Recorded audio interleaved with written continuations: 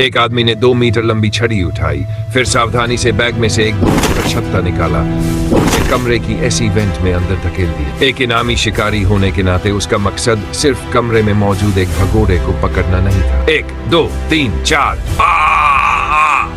सब कुछ आसान लग रहा था, लेकिन पास जाकर पता चला कि उसने गलत आदमी को पकड़ लिया है। उसी पल पीछे से असली भगोड़ा आ गया। उसने हाबू का सिर पकड़कर चाकू से उसका गला रेत दिया।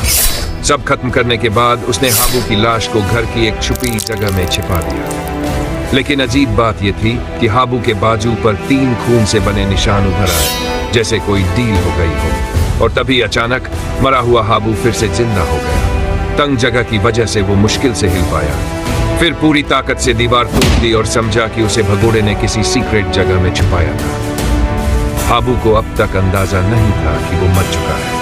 वो जैसे ही बाहर जाने को हुआ, आईने में खुद को देखकर डर गया। उसके गले पर गहरा और डरावना जख्म था, यहाँ तक कि सांस की नली भी कटी हुई नजर आ रही। तो फिर वो जिंदा कैसे था? उसी वक्त बाहर से आवाजें आने लगी। भगोड़े का साथी वापस आ गया था और हाबू को देखकर सहम गया। क्या मैं कोई भूत देख रहा हूँ?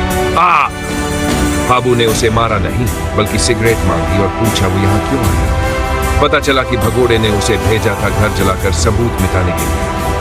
हाबू ने एक कश लेने की कोशिश की, पर धुआं उसके गले से बाहर निकलने लगा। साथी डर गया। तू आदमी है भी या नहीं? हाबू ने उसे बांधा और कार की डिक्की में डाल दिया। गले पर टेप चिपकाई, लेकिन तभी उसके बाजू पर वही 3 खून के निशान दोबारा दिखने लगे। चाहे जितना भी साफ करे, वो नहीं मिट रहे।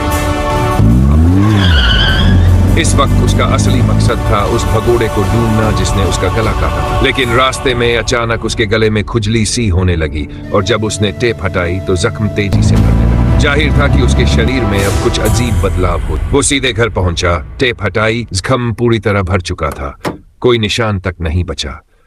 इस रहस्य को जानने के लिए हाबू ने भगोड़े को ढूंढने का फैसला किया। रास्ते में वो एक चर्च से गुजरा जहां फादर रॉन की आंखों में एक अजीब सी चमक थी और वो उसे घूर रहा था। हाबू को कुछ गलत लगा, वो फौरन वहां से भाग गया। रॉन भी उसके पीछे हो लिया। हाबू ने भगोड़े के ठिकाने का पता लगा लिया और शॉटगन लेकर अंदर घुस गया। भगोड़ा चौंक गया।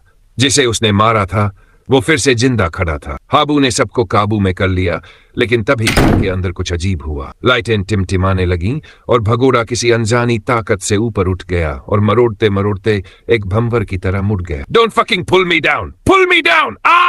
हाबू स्तब्ध रह गया।